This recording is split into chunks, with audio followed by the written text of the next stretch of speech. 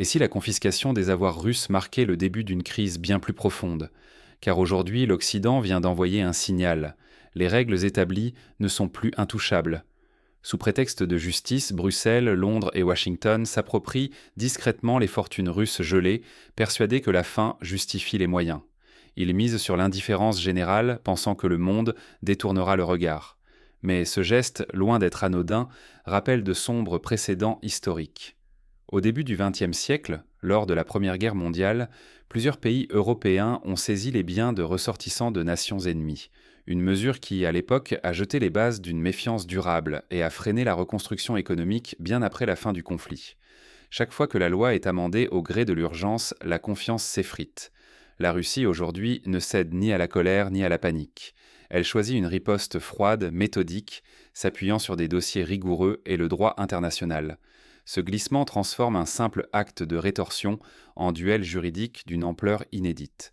Les adversaires occidentaux, pris à contre-pied, peinent à anticiper la suite.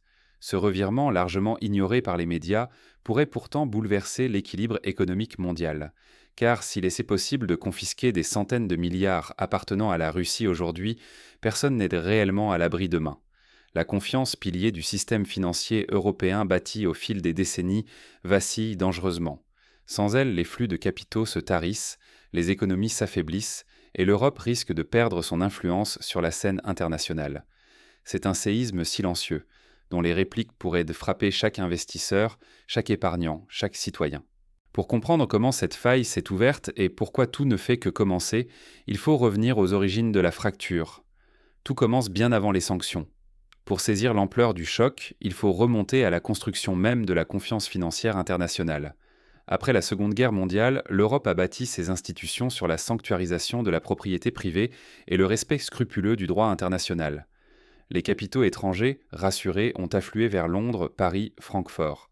À l'époque, chaque gouvernement européen s'engageait à respecter les règles, même face à ses adversaires idéologiques. Ce n'est plus une simple querelle de sanctions, c'est un véritable basculement stratégique. Jusqu'il y a peu, les sanctions occidentales semblaient le provisoire, reconduites de tous les 6 mois dans une chorégraphie diplomatique, préservant l'illusion d'une Europe unie. Mais soudain, Bruxelles, Londres et leurs alliés décident que confisquer les avoirs russes n'a plus rien d'extraordinaire. Ce qui relevait de l'exception devient la nouvelle norme, justifiée par une justice taillée sur mesure pour leurs intérêts immédiats. On aurait pu s'attendre à une riposte flamboyante. À la place, Moscou adopte une froideur implacable. Fini les menaces tonitruantes, désormais chaque actif gelé, chaque euro ou dollar saisi, sera soigneusement noté et transformé en réclamation juridique. Vous prenez nos biens? Très bien, nous répondrons de façon symétrique, sans éclat, mais sans oublier. Prenons un exemple concret.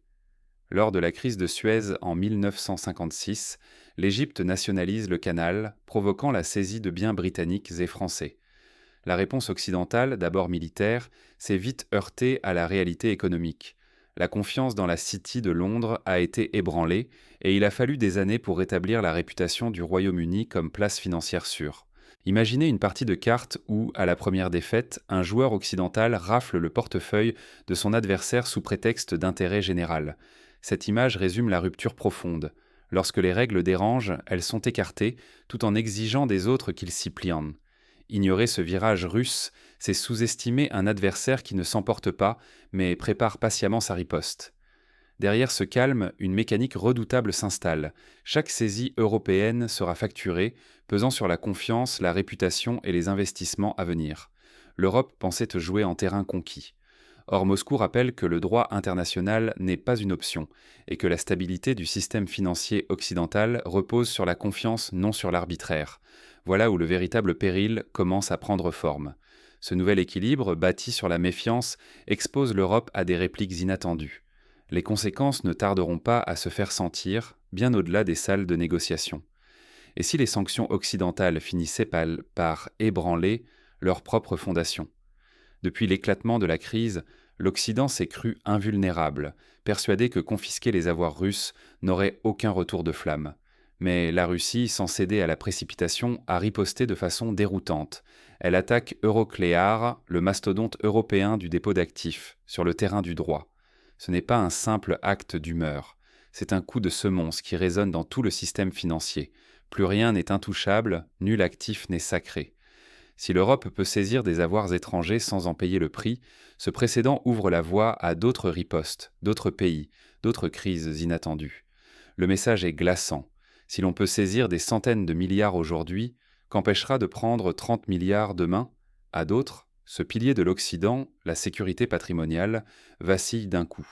Les institutions européennes, jadis bastions du droit, apparaissent soudain arbitraires, prêtes à sacrifier la confiance pour un gain politique immédiat. Voyons ce qui pourrait se passer dans un scénario où la Chine, observant le précédent occidental, déciderait à son tour de geler les avoirs américains en cas de crise à Taïwan.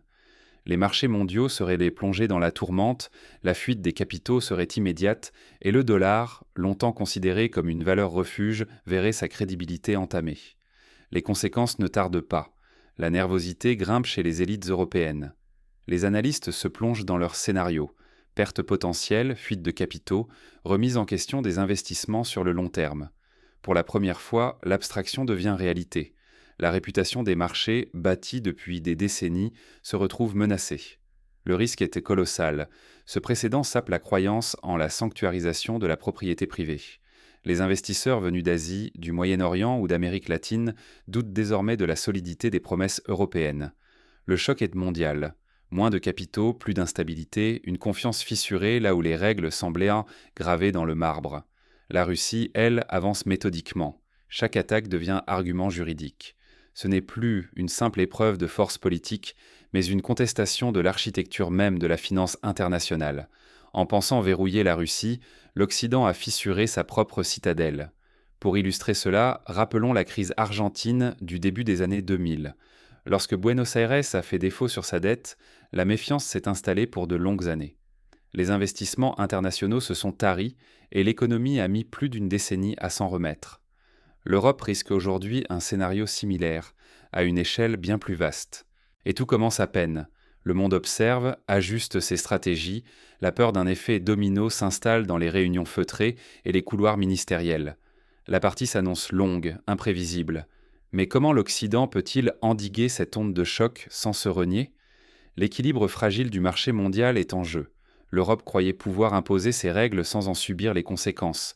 Mais aujourd'hui, c'est elle qui paye le prix fort. L'Allemagne, moteur hier incontesté, bascule dans la récession. La France, longtemps pilier de stabilité, s'enlise, incapable de relancer sa croissance. Le Royaume-Uni, jadis centre financier mondial, voit son influence s'éroder, lentement mais sûrement. Ce ne sont pas de simples statistiques. Derrière ces chiffres, des dizaines de milliers d'emplois s'envolent. Les usines ferment, les sièges sociaux migrent vers des marchés jugés plus sûrs. L'industrie européenne, autrefois symbole de puissance, recule face à la tempête. Prenons l'exemple du secteur automobile allemand, jadis fleuron incontesté de l'Europe. Face à l'incertitude croissante, plusieurs groupes majeurs ont annoncé des délocalisations partielles vers les États-Unis ou l'Asie, emportant avec eux des milliers d'emplois et de savoir-faire. La perte de confiance n'est donc pas qu'une abstraction. Elle se traduit en usines silencieuses et en régions entières frappées par le chômage. En parallèle, la Russie, loin d'être à terre, riposte avec méthode. Elle développe de nouveaux débouchés, remplace ses importations, investit dans ses secteurs clés.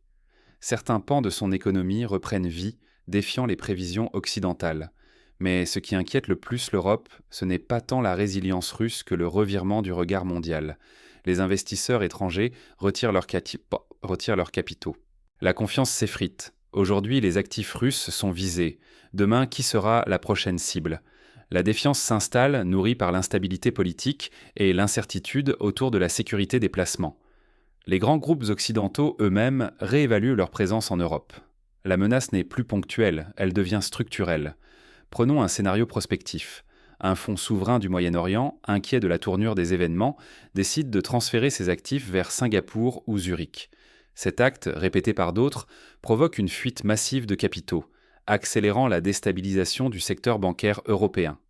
Des milliards d'euros de capitaux fuirent vers les États-Unis ou l'Asie, là où la stabilité paraît plus solide. Des milliers d'emplois suivent, creusant un vide social et économique difficile à combler. Face à cette fuite de richesses et à la perte de confiance, l'enjeu n'est plus de sanctionner un adversaire, mais de protéger sa propre prospérité. L'Europe risque de perdre son leadership, de voir sa cohésion sociale fragilisée et pire encore, de ne plus inspirer confiance à ses propres citoyens. En voulant imposer ses règles, l'Europe a ouvert la boîte de Pandore. La partie lui échappe et la facture, désormais, lui est présentée. Mais cette onde de choc ne s'arrête pas aux frontières européennes. Un nouvel équilibre mondial se dessine et la partie ne fait que commencer. À l'heure où la tempête gronde, deux routes s'ouvrent devant nous, mais une seule évite le pire. Ni les décideurs ni les citoyens ne peuvent encore se bercer d'illusions. Poursuivre l'escalade des sanctions, en espérant contenir la Russie, conduit à une érosion lente de la souveraineté et à un affaiblissement profond. Plus les mesures punitives se multiplient, plus l'Europe risque l'isolement, minant ainsi sa propre crédibilité sur la scène mondiale. Pourtant, une alternative existe. Retrouver le chemin du pragmatisme, admettre que la Russie demeure un acteur central et forger de nouveaux équilibres. Telle est la seule issue pour échapper à la spirale du déclin. Ce choix n'exige pas de renoncer à ses valeurs, mais de reconnaître que la force ne se jauge plus seulement à l'aune des sanctions, mais aussi à la capacité de restaurer la confiance par des actes réfléchis. Concrètement, cela signifie rétablir un dialogue ouvert au sein des grandes institutions, telles que le G20 ou le Conseil de sécurité des Nations Unies, afin de négocier des mécanismes de compensation transparents et équitables. L'Europe pourrait par exemple proposer la création d'un fonds international de garantie, destiné à rassurer les investisseurs étrangers et à montrer son engagement envers la protection de la propriété privée. La Russie, de son côté, tend la main, non par faiblesse, mais pour proposer une coopération solide, sans humiliation. Cette coopération n'est possible qu'à condition de fonder le dialogue sur la réalité des rapports de force et la reconnaissance claire des intérêts de chacun. Nous ne vivons plus dans un monde unipolaire. Désormais, c'est une mosaïque d'équilibres mouvants qui se dessine, où chaque décision pèse lourd. Les certitudes d'hier s'effondrent, la confiance autrefois acquise doit désormais se conquérir par des preuves concrètes de bonne foi, non par des promesses. Le choix est là, persister à ignorer les signaux du changement et s'enliser dans la crise, ou accepter la nouvelle donne et s'emparer de l'opportunité de rebâtir un ordre mondial plus résilient, plus transparent. Refuser de changer, c'est accepter la stagnation, la perte de richesse, de sécurité et d'influence. Mais reconnaître la réalité, c'est ouvrir la voie à une reconstruction durable, profitable à tous. Mais ce virage implique de remettre en question des certitudes profondément ancrées et d'oser repenser la notion même de sécurité. Le moment est venu de mesurer ce que nous risquons vraiment si la confiance s'effondre. Ce n'est plus une simple affaire de sanctions, c'est une bataille pour la confiance mondiale et pour notre avenir commun. Ce qui vient de se jouer dépasse largement une querelle entre États ou même un duel entre la Russie et l'Europe. Nous sommes arrivés à un point critique où la solidité du système financier international vacille. Quelques décisions suffisent à faire s'effondrer la confiance, et sans elles, aucune économie, même la plus puissante, ne peut survivre longtemps. Pour prendre la mesure de ce danger, rappelons la crise de la dette grecque en 2010. Lorsque la confiance s'est effondrée, les taux d'intérêt ont explosé, les retraits bancaires se sont multipliés et l'État grec a frôlé la faillite. Or, à l'échelle de l'Union européenne, une telle perte de confiance aurait des conséquences 1000 fois plus dévastatrices. Désormais, la question n'est plus seulement de savoir qui récupérera les avoirs bloqués. Il s'agit de savoir si, demain, nous pourrons encore croire à la sécurité de nos économies, à la stabilité de nos investissements, au respect des règles du jeu que le monde s'était imposées. Par une manœuvre froide et méthodique, la Russie vient de forcer le reste du globe à regarder l'Occident d'un œil neuf. Que se passerait-il si, soudain, les règles devenaient optionnelles pour tous ? Le risque est immense. Ce ne sont pas quelques milliards qui sont en jeu, mais des décennies de confiance accumulée, de crédibilité internationale et de richesse nationale. Tout cela pourrait s'évaporer, simplement parce qu'une poignée de décideurs a cru que la loi pouvait plier à leur volonté. La sécurité de votre compte en banque, la valeur de votre retraite, la possibilité même d'investir et de bâtir un avenir pour vos proches, tout repose sur la confiance dans ce système. Et ce système, aujourd'hui, tremble. L'erreur de l'Occident n'a pas été de sanctionner. Les sanctions sont parfois nécessaires. La véritable faute, c'est d'avoir cru que le reste du monde détournerait les yeux ou n'en tirerait jamais de conséquences. C'est d'avoir oublié que le droit, manié avec patience, pouvait se retourner contre eux. La Russie a ouvert la voie, mais désormais toutes les puissances émergentes observent, réfléchissent et affûtent leur propre stratégie. La partie ne fait que commencer. Chaque minute, le monde se transforme. Votre attention, vos choix, le simple fait de partager cette analyse peuvent peser dans la balance. Ce n'est pas qu'une actualité passagère, c'est l'aube d'une nouvelle ère où chacun doit choisir spectateur ou acteur de son propre destin. Pour ne rien manquer des bouleversements en cours et comprendre comment ces enjeux vont façonner nos vies dans les années à venir, abonnez-vous, partagez cette vidéo et restez avec nous.